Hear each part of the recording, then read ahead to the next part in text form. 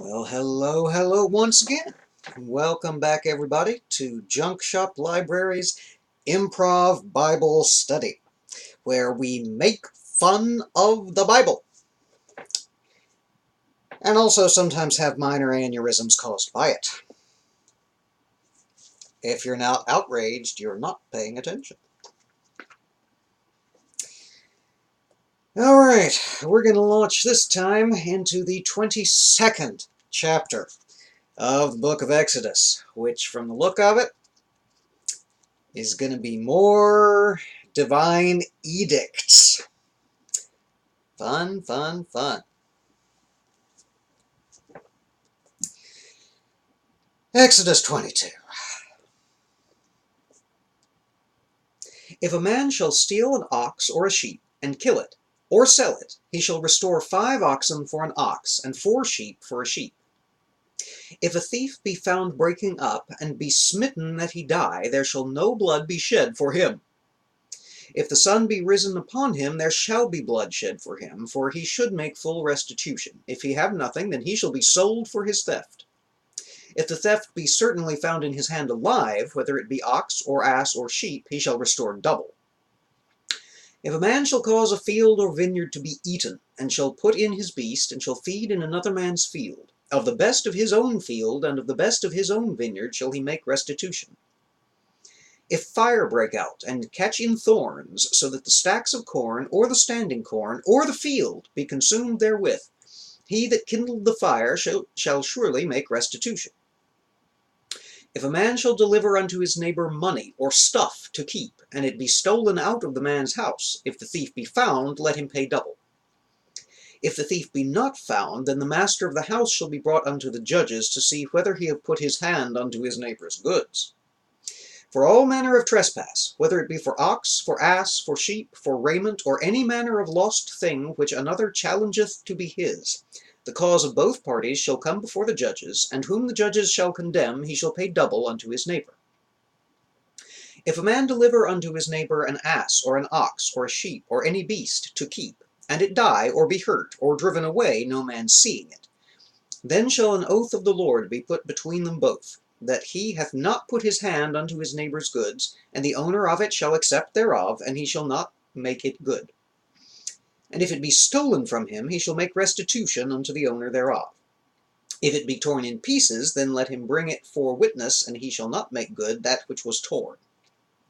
And if a man borrow aught of his neighbor, and it be hurt or die, the owner thereof being not with it, he shall surely make it good. But if the owner thereof be with it, he shall not make it good. If it be a hired thing, it came for his hire. And if a man entice a maid that is not betrothed, and lie with her, he shall surely endow her to be his wife. If her father utterly refuse to give her unto him, he shall pay money according to the dowry of virgins. Thou shalt not suffer a witch to live. Whosoever lieth with a beast shall surely be put to death. He that sacrificeth unto any god, save unto the Lord only, he shall be utterly destroyed. Thou shalt neither vex a stranger, nor oppress him, for ye were strangers in the land of Egypt.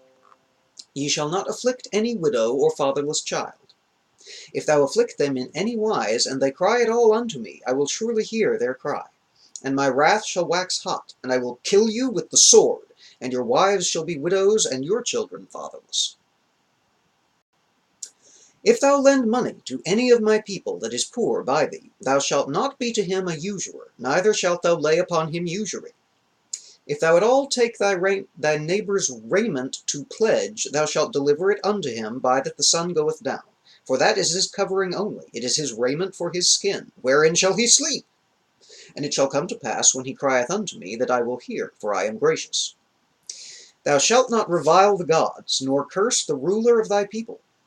Thou shalt not delay to offer the first of thy ripe fruits, and of thy liquors, the firstborn of thy sons that shalt thou give unto me. Likewise shalt thou do with thine oxen, and with thy sheep. 7 days it shall be with his dam, on the 8th day thou shalt give it to me. And ye shall be holy men unto me, neither shall ye eat any flesh that is torn of beasts in the field, ye shall cast it to the dogs.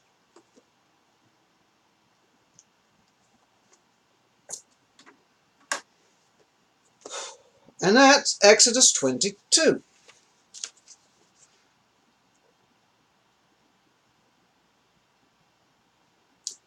where we learn farm animal keeping on behalf of your neighbor etiquette, widow treating right etiquette, witch killing, virgin maidenhead making good pricing, and of course the death penalty for bestiality.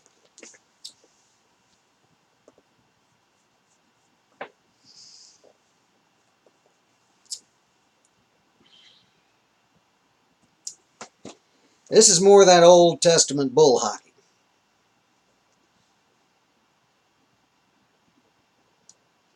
I mean, some of it, you know, just sort of the neighbor to neighbor stuff kind of makes sense. You know, if you're keeping a sheep for your neighbor and it gets sick and dies, as long as you swear to God, literally, that it, while yes, it did become sick and die on your watch, you didn't have anything to do with it, and if he accepts that oath, you're not liable. Because, you know, they didn't know about germs or fungi, things of this nature.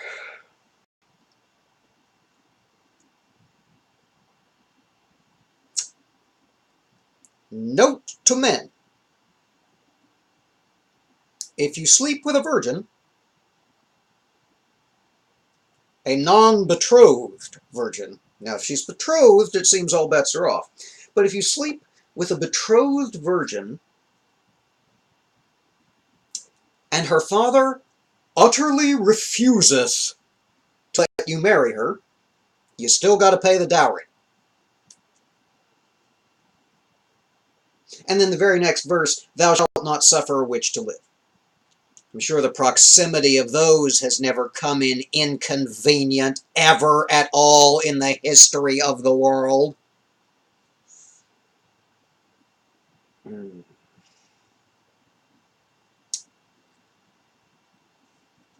Thou shalt not curse the ruler of thy people. Kind of interesting, seeing as they don't have any ruler right now, except in you count Moses.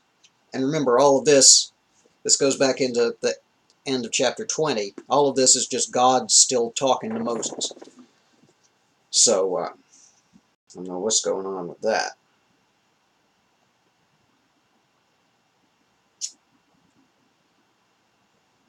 And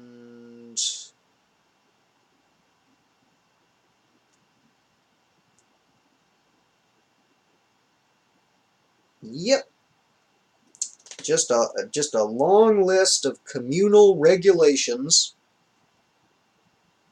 some of which make perfect sense, some of which make no damn sense at all.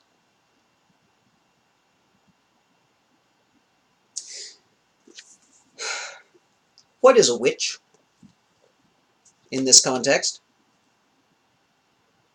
Seriously, please tell me, because there's no way to know.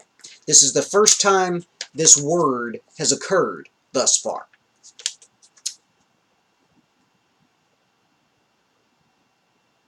So we've got a death sentence for a behavior or a phenomenon or a state of being that's never been referenced before in the text. Oh, and also don't eat roadkill. Okay. Man. Almost makes me nostalgic for the wanderings of Abraham, doesn't it? At least then, every once in a while, you got, you know, the slime pits of Siddim, or our buddy Fecal would pop up out of nowhere for no readily discernible reason. This is just, oh, it's dry as dust, and almost all of it's wrong.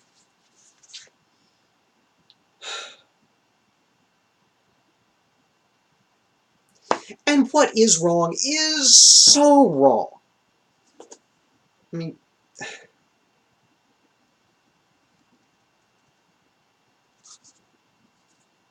you know, if you borrow one of your neighbor's animals and it's injured on your watch and your neighbor isn't there, you have to make restitution.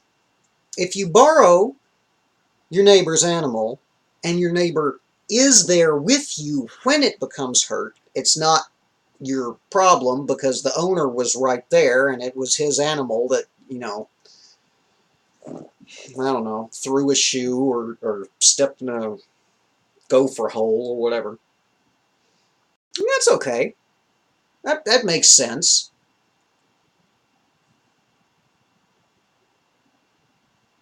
But death penalty for witchery and bestiality and sacrificing to other gods.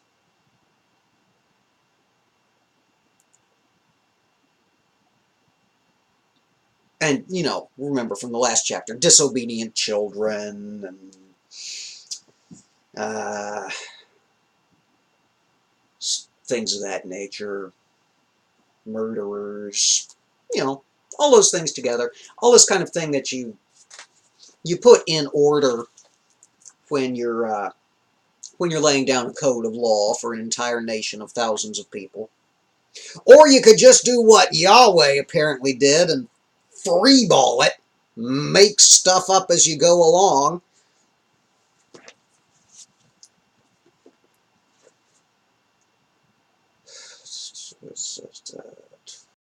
Oh, good. More of the same in 23. I know you're really looking forward to that, probably just as much as I am. Oh, hit those thumbs up for me. Tell me I'm not wasting my life. Poke the washed out invisible poke to subscribe. I promise I know my left from my right. It's just when things are reversed. Alright. Well, y'all take care and be safe. We'll see you here again soon for more riveting adventures in Bronze Age jurisprudence.